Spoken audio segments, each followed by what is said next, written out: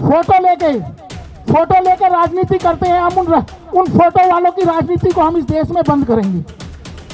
जो महापुरुषों के नाम के फोटो और उनके नाम पे दुकान चला रहे हैं, उन दुकानों को भी हम बंद कराने की बात करते हैं। साथियों, जाति उन्मूलन कानून, जिस महापुरुष के इस देश में हर साल करोड़ों फोटो बिकते हैं, उस महापुरुष का सपना था कि यह देश जाति विहीन हो। अगर हम भारत के लोग हैं तो फिर हम दलित, ओबीसी, एससी, एसटी क्यों हैं? कुछ लोगों ने कहा कि हमारे अधिकार जोड़ पहुंच जाते हैं। वो कहते हैं इनको मैं न्याय दिलाऊंगा। वो मसीहा बन के न्याय दिलाने पहुंचते हैं। मैं आप लोगों से पूछता हूं कि देश में 1 लाख से ज़्यादा घटनाएं साल में होती हैं। अपनी बात रखना चाहते हैं कि आपकी अपनी पार्टी पीपल्स, जिस दिन से पार्टी का गठन हुआ है 26 नवंबर 2017 से, पार्टी पहले दिन से ही इस देश में जातियों को समाप्त करने के लिए संघर्षरत है और प्रयासरत है। इस देश में जो व्यवस्था, जिस व्यवस्था का दुहाई कुछ लोग देते थे कि ये कर्म आधारित व्यवस्था है, जातियां कर्म के आधार पर बनाई गई थी, हम उस परंपरा को समाप्त करने के लिए, क्योंकि देश के संविधान के लागू होने के बाद भी आज 75 साल लगभग होने वाले हैं और हम लोग उस जाति व्यवस्था में बटे हुए हैं। जाति व्यवस्था में जो कर्म के आधार पर तय की गई थी, कुछ बेईमान लोगों ने, कुछ समाज के बेईमान लोगों ने जो कामकाजी लोगों का हक छीनना चाहते थे, उन लोगों ने उसको जन्म आधारित व्यवस्था बना दिया। जो कर्म के आधार पे जो लोग ये आर्गुमेंट करते हैं कि जाति व्यवस्था कर्म के आधार पे बनी थी, उसको जन्म के आधार पे बना दिया गया। ये जो बेईमाना इतिहास में हुआ और इस बेईमाने के खिलाफ लोगों ने संघर्ष नहीं किया। कुछ राजनीतिक पार्टियां जन्मी, उन्होंने अलग अलग तरीके से, कुछ ने दलित के नाम पे, कुछ ने आदिवासी के नाम पे, कुछ ने ओबीसी के नाम पे और कुछ लोगों ने सामाजिक सद्भाव के नाम पे इस परंपरा को बना के रखा। हम आपसे पूछना चाहते हैं इस मंच के माध्यम से कि जब देश की आज़ादी से पहले यह देश रियासतों में बटा हुआ था, जब देश की आज़ादी से पहले यह देश रियासतों में बटा हुआ था, तो आज़ादी के बाद भी जातियों में कैसे बटा हुआ है ये देश? जातियों में क्यों बटा हुआ है ये देश? आज देश में 2 वर्ग हैं। एक वो वर्ग है जो जातियों के नाम पे अपने आप को गौरवान्वित महसूस करता है, और एक वो वर्ग है जिसकी मानसिकता इतनी दबा दी गई है कि जातियों के नाम पे वो समाज में अपने आप को हीन समझता है। उसकी मेंटेलिटी इतनी ज़्यादा उसको इतना टॉर्चर कर दिया गया दिमागी तौर पे कि वो नाम सुनते के साथ लोग कहते हैं जी एट्रोसिटी ऑफ SC/ST एक्ट। अगर किसी ने एक जाति का नाम ले दिया तो उस जाति के नाम से ही हम लोग जमीन में धंस जाते हैं। साथियों, बहुत सारे लोग आए, एक नया एक्सपेरिमेंट हम भी करेंगे। आपकी अपनी पार्टी पीपल्स, इस देश में हम ये तो नहीं कहते कि हम इतना बड़ा रेवोल्यूशन लेके आएंगे, लेकिन जो लोग बड़े बड़े महापुरुषों के फोटो लेके राजनीति करते हैं, हम उन फोटो वालों की राजनीति को हम इस देश में बंद करेंगे। जो महापुरुषों के नाम के फोटो और उनके नाम पे दुकान चला रहे हैं, उन दुकानों को भी हम बंद कराने की बात करते हैं।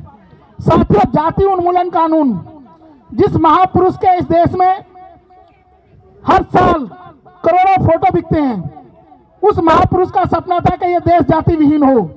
इस देश में कास्ट एबोलिशन एक्ट आए, लेकिन उनके चित्रों को बेच के, उन महापुरुषों के फोटो बेच के इस देश के लोग करोड़पति बन गए हैं। उनकी मूर्तियां बना के लोग करोड़पति बन गए हैं, लेकिन जो उनका विचार था, उस विचार को उन लोगों ने मार दिया है।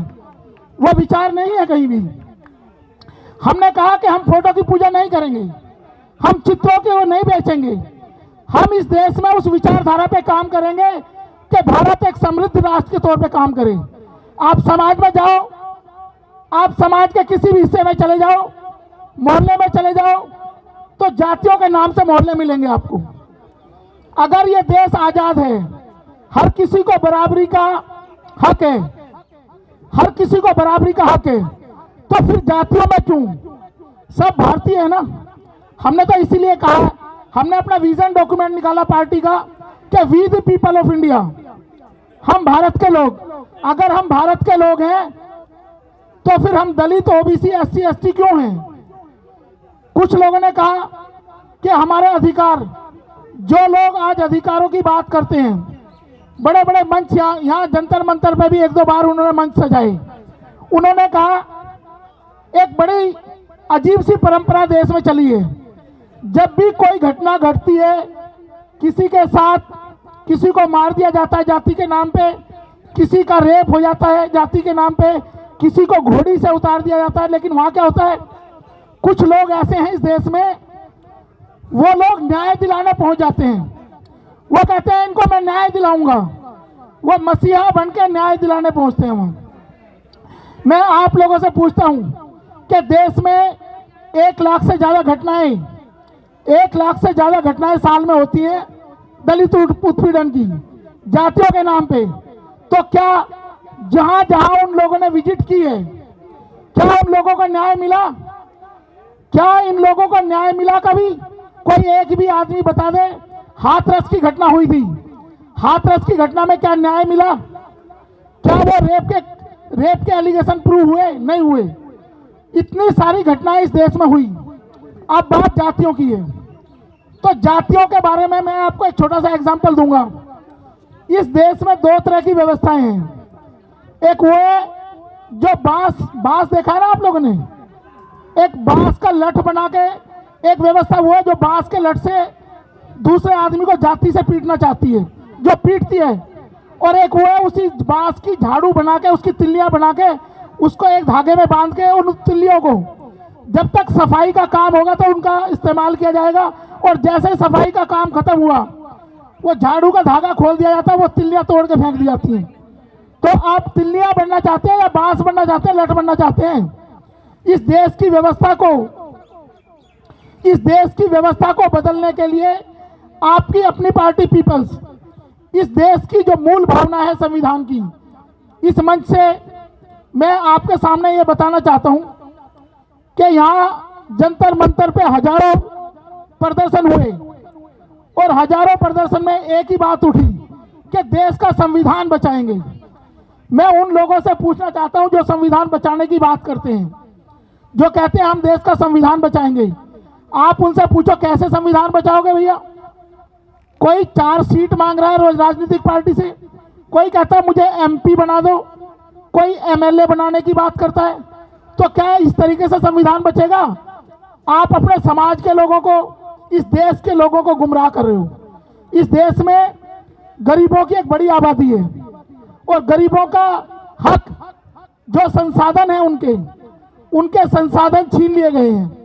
उनके संसाधन छीनने के बाद उन संसाधनों के लिए गरीब व्यक्ति संघर्ष ना करे, इसलिए जातियों में उनको बांट दिया गया है।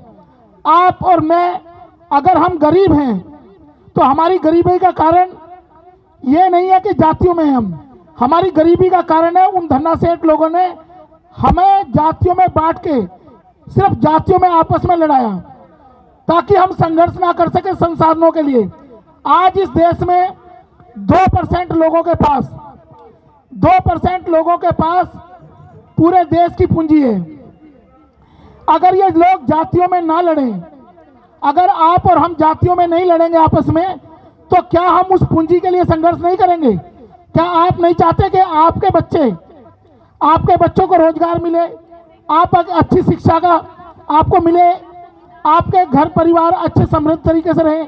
लेकिन जो बेईमान लोग सत्ता में ऊपर बैठे हुए हैं, उन्होंने ये व्यवस्था बना दी है, और कुछ लोगों ने इस देश में एक नई तरह के सिस्टम बनाया है। वो कहते हैं दलित की राजनीति, पिछड़े की राजनीति, शेड्यूल ट्राइब्स की राजनीति। ये जो अलग अलग नाम दिए गए हैं, ये नाम उस संघर्ष को खत्म करने के लिए दिए गए हैं, ताकि ये सब लोग यूनाइट ना होके संघर्ष कर सकें। जब आपके महापुरुष ये कहते हैं कि शिक्षित बनो, संगठित रहो, तो आपने शिक्षा ग्रहण कर ली तो संगठित कहाँ हुए आप तो अपने अपनी दुकान चला रहे हैं। एक जातियों में जो जातियां गरीब लोगों को न्याय दिलाने के लिए पैदा हुई थी, दलितों को न्याय दिलाने के लिए पैदा हुई। उन जातियों में कुछ लोगों ने अपनी जाति का वर्चस्व पैदा कर दिया और आज उनमें झगड़ा चल रहा है।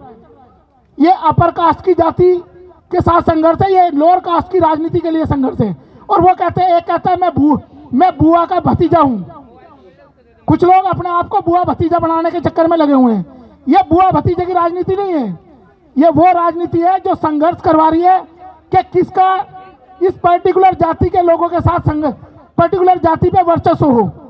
तो हमने तो सपना ये देखा था हमारे महापुरुषों ने कि इस देश को जाति विहीन बनाएंगे, इस देश को कास्ट एबोलिश करेंगे। इस देश में जब जातियों को समाप्त करने की बात की गई थी उन महापुरुषों द्वारा, तो आप तो जातियों पे प्राउड करने लगे, लिखते हैं बड़ा बड़ा बोर्ड पे फलाना ग्रेट, ये ग्रेट, वो ग्रेट। ये कौन सा ग्रेट हो गए? अगर तुम इतने ग्रेट हो तो 350-250 मुकदमे लेके क्यों घूम रहे हो अपने कंधों पे? 250 मुकदमे अपने कंधों पे लेके क्यों घूम रहे हो? अगर तुम ग्रेट हो तो तुम ग्रेट हो तो टीवी पे आके क्यों रोने लगते हो? लोग रोने लगते हैं टीवी पे आके, मुझे 4 सीट नहीं दी उस पार्टी ने। तो ऐसी राजनीति और इस देश के संसाधनों के बंटवारे के लिए आपकी अपनी पार्टी पीपल्स, आज हमारी 4 स्टेट की टीम यहाँ बैठी हुई है, पूरे देश में संघर्ष कर रही है कि हम इस देश में ये जो जाति व्यवस्था है, इस जाति व्यवस्था को खत्म करेंगे। और जिन महापुरुषों ने सपने देखे हैं, जिन महापुरुषों ने सपने देखे हैं कि इस देश में भाईचारा कायम हो, इंसानियत कायम हो, जिन लोगों ने ये कहा कि संसाधनों का बंटवारा हो। और दूसरी बात, कोई भी व्यक्ति अगर उसने जन्म लिया है तो जन्म के आधार पे उसका काम तय नहीं होगा, जन्म के आधार पे उसकी जाति तय नहीं होगी। हम ऐसे सिस्टम के खिलाफ हम लड़ाई लड़ रहे हैं, हम इस तरह की व्यवस्था के खिलाफ लड़ाई लड़ रहे हैं। और मैं इस मंच के माध्यम से एक चीज और कहना चाहता हूं, आपकी अपनी पार्टी पीपल्स इस देश में एक नया राजनीतिक प्रयोग कर रही है। आपकी अपनी पार्टी पीपल्स इस देश में एक नया प्रयोग कर रही है। अभी तक आपने देखा होगा कि लोगों की भावनाओं से खेल के, अभी तक आपने देखा कि लोगों की भावनाओं से खेल के लोगों ने भीड़ इकट्ठी की और उसको राजनीतिक पार्टी में कन्वर्ट कर दिया। लोगों ने भीड़ इकट्ठी की, चाहे वो भ्रष्टाचार के नाम पे, चाहे दलित के नाम पे, चाहे ओबीसी के नाम पे, या एसटी के नाम पे, या अपर कास्ट के नाम पे, किसी ने मंदिर के नाम पे, किसी ने किसी और नाम पे। पर मैं इस मंच के माध्यम से, और ये जो हमारी टीम है, ये अपना पूरा जीवन इस चीज के लिए समर्पित कर चुकी है कि उन महापुरुषों के विचारों को हम फोटो की पूजा नहीं करेंगे, हम उनके विचारों पर चल के इस देश की व्यवस्था को परिवर्तित करेंगे। इस देश में जातिवाद हम खत्म करेंगे। और जो इतनी बड़ी बात कास्ट एबोलिशन के बारे में महापुरुषों ने कही, ये सारे नेता मंच पे जाके बोलते हैं न्याय दिलाने आए हैं, अत्याचार हो रहा है। क्यों नहीं इनके मुंह से फूटता है एक बार भी कि इस देश में जाति व्यवस्था खत्म होनी चाहिए, हम सारे मिलकर जाति व्यवस्था को खत्म करने के लिए संघर्ष करेंगे। आपको गुमराह करने के लिए एक पर्टिकुलर जाति के लोग वो चाहते हैं कि इस देश में दलित के नाम पे हम पूरे देश का नेतृत्व संभाल लें, इस देश को गुमराह कर लें। और उन्होंने क्या किया है? अल्टीमेटली जो इस देश में जातियों के पोषक हैं, जो लोग जातियों के पोषक हैं, उन्होंने क्या किया? जिन जातियों को जोड़ के एक्सपेरिमेंट किया गया, जातियों को जोड़ के एक राजनीति तैयार की गई कि ये हो गए बहुजन, और उन बहुजनों को जो विरोधी लोग थे, उन्होंने उन बहुजनों को एक जन में कन्वर्टेड कर दिया, एक जन में परिवर्तित कर दिया, उन जातियों को बिखेर दिया। जैसे मैंने आपको झाड़ू का एग्जांपल दिया था, वो धागा खोल दिया, वो धागा खुला तो सब तिल्लियों में बिखर गया अलग अलग लोग। ऐसी व्यवस्था को जो लोग इन व्यवस्थाओं को मानते हैं, हम उन व्यवस्थाओं को नहीं मानेंगे। हम इस व्यवस्था को तोड़ के जाति उन्मूलन कानून इस देश में लेके आएंगे। और जाति उन्मूलन के लिए जब वो लोग 90 साल एक पर्टिकुलर धर्म की बात करके कि जी 90 साल हम इस देश में ये राष्ट्र बना देंगे इस धर्म का, हम भी कहते हैं कि अगले 100 साल अगर संघर्ष होगा तो हम जातियों को खत्म करके इसको भारत राष्ट्र बनाएंगे। इसको भारत राष्ट्र बनाएंगे, इसको भारत देश बनाएंगे, इसको जातियों में टुकड़ों में बिखरा हुआ देश नहीं बनने देंगे। आज जो देश में हालत चल रहे हैं, चाहे मणिपुर के हालात, मणिपुर में क्या है, दो जातियों का झगड़ा करा दिया गया और जिसको फायदा होगा वो झगड़ा करा रहा है। तो डिवाइड एंड रूल की पॉलिसी ये बार बार बोलते थे कि हम डिवाइड एंड रूल की पॉलिसी अंग्रेज लेकर आए थे। हम कहते हैं डिवाइड एंड रूल अंग्रेज नहीं लेकर आए। डिवाइड एंड रूल की पॉलिसी जब महात्मा मनु ये कहते हैं कि कर्म के आधार पर व्यवस्था होगी, बटेगा 4 वर्ग में, तो बंटना तो पहले दिन से शुरू होगा। अगर महात्मा मनु ने 4 वर्ण में ये चीजें बांट दी तो डिवाइड एंड रूल तो उसी दिन से शुरू हुआ है। और आप दूसरों पे एलिगेशन लगाते हैं कि डिवाइड एंड रूल की पॉलिसी वहां से आई है। आप मणिपुर में कुकी और मैतेई के बीच का जो झगड़ा है वो भी तो जातियों का झगड़ा शुरू हुआ ना।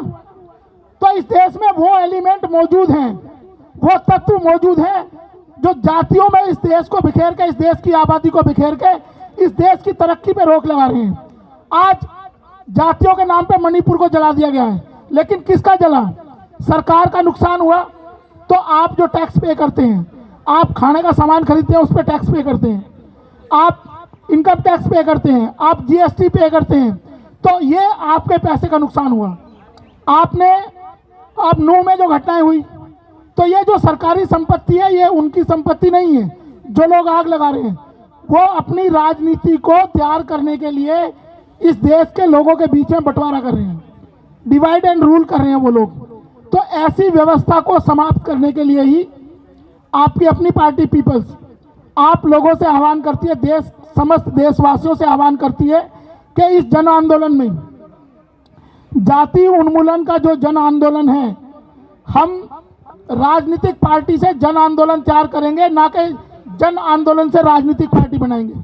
हमने पहले दिन से ही ये बात करी है कि इस देश में एक नया एक्सपेरिमेंट करेंगे कि राजनीतिक पार्टी जन आंदोलन खड़ा करेगी और उस जन आंदोलन का नाम है जाति उन्मूलन कानून, कास्ट एबोलिशन एक्ट। इसको हमने देश के लगभग सभी राज्यों में राज्यपालों को ज्ञापन दिए हैं और आज भारत की महामहिम राष्ट्रपति महोदया श्रीमती द्रौपदी मुर्मू जी को आपकी अपनी पार्टी पीपल्स एक ज्ञापन सौंपने जा रही है और उसमें उनसे निवेदन करेगी कि केंद्र सरकार को निर्देश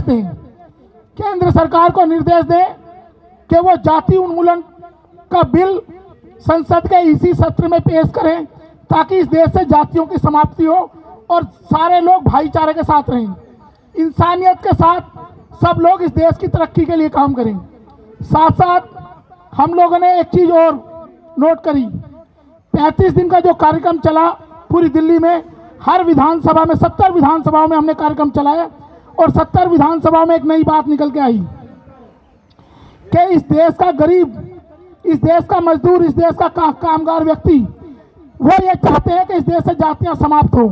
आपने देखा होगा, अगर आप कुछ लोग हमारे साथ जुड़े हुए हैं, सभी ने देखा होगा कि मीडिया के माध्यम से भी ये बात सामने आई है कि इस देश का हर व्यक्ति जो इस देश की तरक्की चाहता है, अमन पसंद व्यक्ति है, वो इस देश से जातियां समाप्त करना चाहता है। तो इस मंच के माध्यम से हम समस्त भारतवासियों का आह्वान करते हैं कि इस देश में जातियों को समाप्त करने के इस महा आंदोलन में भागीदार बने। और इस चीज़ की हमें चिंता नहीं है कि इस गोल को अचीव करने में थोड़ा टाइम लगेगा, लेकिन ना तो ये दंगे से अचीव किया जाएगा गोल, ना किसी मारपीट से, और ना ही जातियों के नाम पे गर्व करने से। ये आंदोलन इस देश के लोगों का आंदोलन है। यहाँ से हम शुरुआत करते हैं जंतर मंतर से, अब ये जन आंदोलन बनेगा और जाति उन्मूलन जब तक जातियाँ खत्म नहीं हो जाती तब तक हमारा ये आंदोलन जारी रहेगा। हम जाति उन्मूलन समाप्त करके ही इस देश में आपकी अपनी पार्टी पीपल्स को एक समता मूलक भाईचारे का संदेश देके इस देश के गरीब लोगों की सत्ता स्थापित करेंगे। ऐसी उम्मीद मैं आपसे करता हूं और ऐसी अपेक्षा करता हूं कि आप लोग हमें सहयोग करेंगे। और इन्हीं शब्दों के साथ मैं अपने सभी साथियों का, आप जो भी हमारे कार्यक्रम में आप सभी लोगों ने शिरकत की, इनका सभी का धन्यवाद करता हूं। जय भारत, जय संविधान।